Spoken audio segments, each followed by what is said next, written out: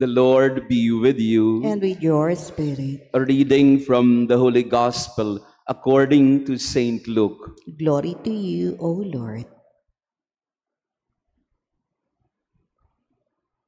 Jesus said to his disciples, "As it was in the days of Noah, so it will be in the days of the Son of Man.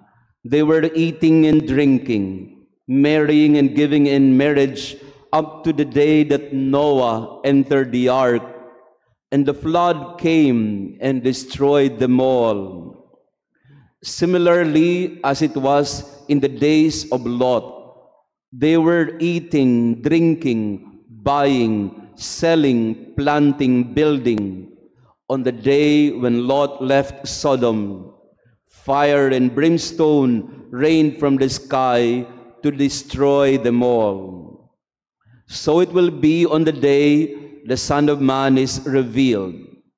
On that day, someone who is on the housetop and whose belongings are in the house must not go down to get them, and likewise one in the field must not return to what was left behind. Remember the wife of Lot. Whoever seeks to preserve his life will lose it, but whoever loses it will save it. I tell you, on that night there will be two people in one bed. One will be taken, the other left. And there will be two women grinding meal together.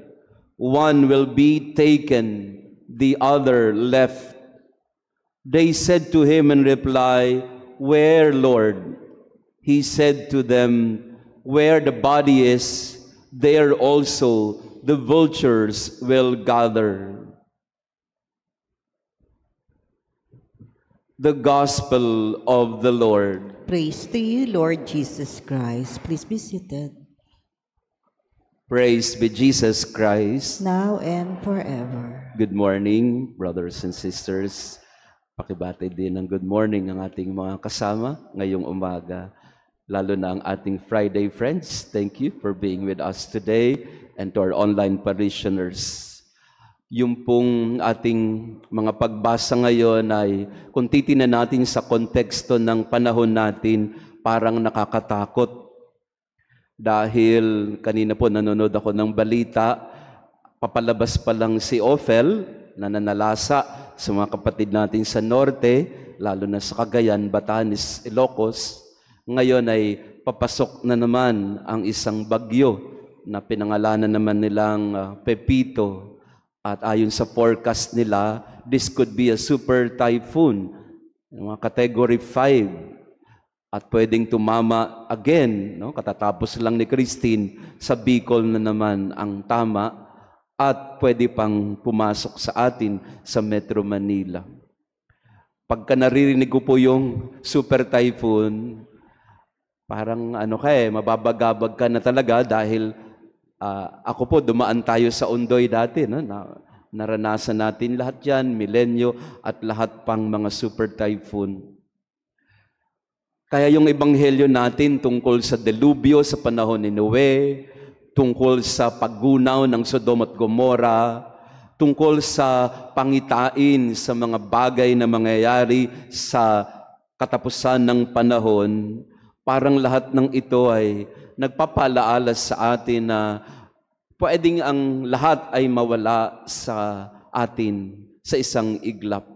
Kaya sa misang ito, pwede ho ba? Mainit dito sa atin, totoo, pero pagdasal ho natin na itong Pepito na ito ay wag nang tumama sa atin, lalo na sa kabikulan. No? Na sana pagdasal natin kay Lord na wag naman.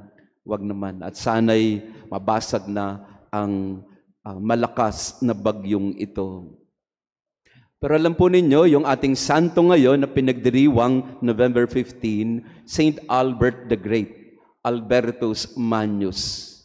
Kung buhay po siya ngayon, if he were alive today, si Saint Albert could have been at the forefront of studying the weather patterns and global warming.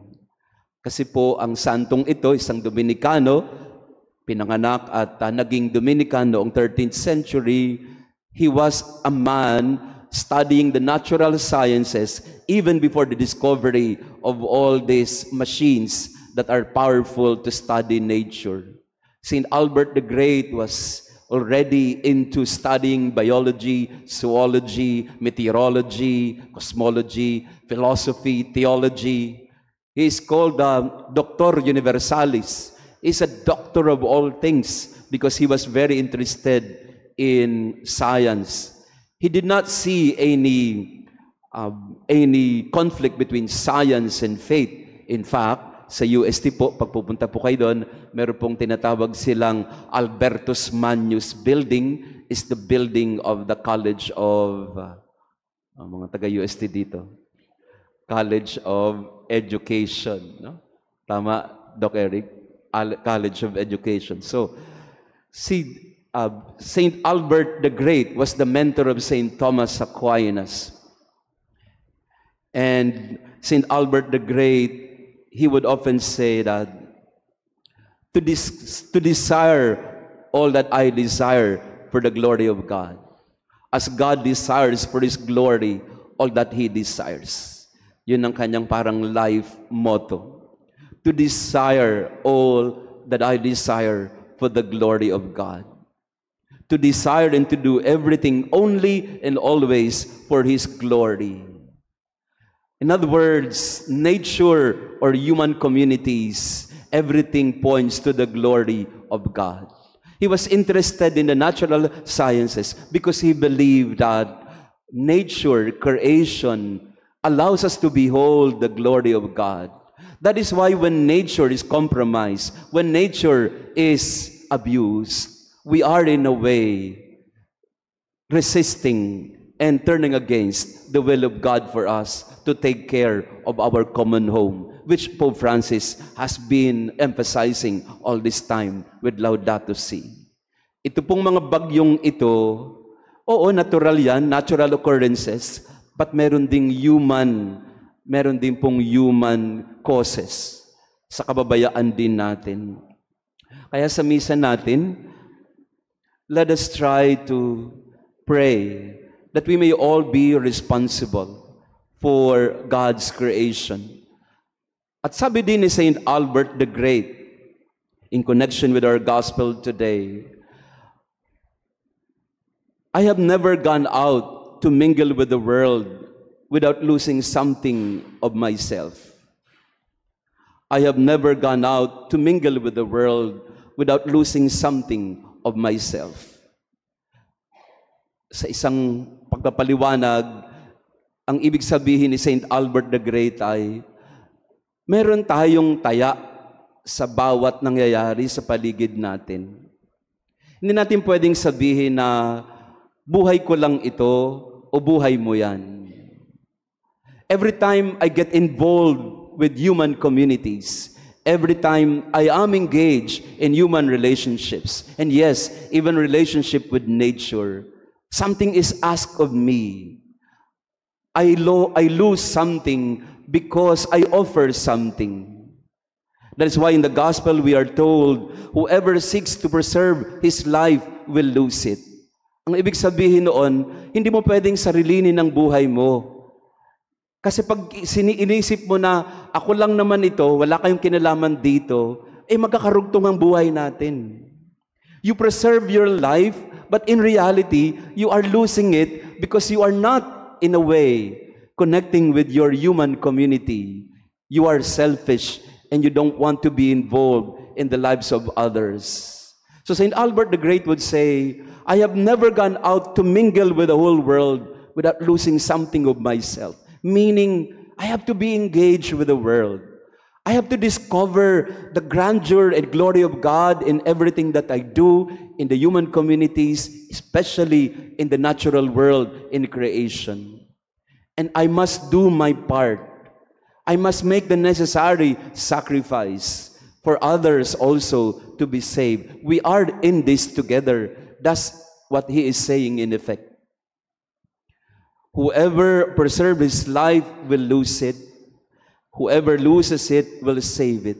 Meaning, if we make the necessary sacrifice and acts of charity for others, then in the end, we will all gain. We will all come out victorious. But the moment I become selfish and I don't care about others, I don't care about nature, or I don't care about environment, then I, in effect, am losing myself because I'm also destroying myself together with the rest of the world. So this is the lesson for us today being proposed by Albertus Magnus. Be involved in taking care of the natural world in the same manner that we must be engaged in a loving human relationship. And loving entails losing oneself so that others may live.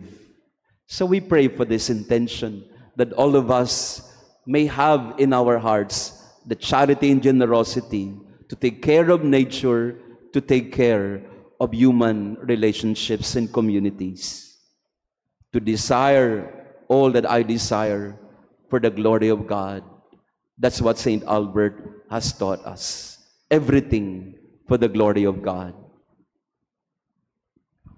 Praised be Jesus Christ. Now and forever. Maraming salamat po sa inyong pagdalo sa ating banal na misa. Ingat po tayo, may papasok na bagyo to our online parishioners and to all those affected by the series of typhoons, no? Hindi tayo tinigilan ng sunod-sunod na mga bagyo.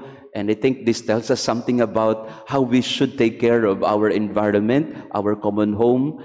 Kung nabubuhay po si St. Albert the Great, sasabihin niya sa atin, take care of your common home. Take care of the earth because this is the only one we've got. And we have to pray for the safety of everyone, especially for this typhoon, super typhoon Pepito. The Lord be with you. And with your spirit. And may our loving God bless you and your family, the Father, the Son, and the Holy Spirit. Amen. Our Mass has been offered. Go in peace to love and serve the Lord. Thanks be to God.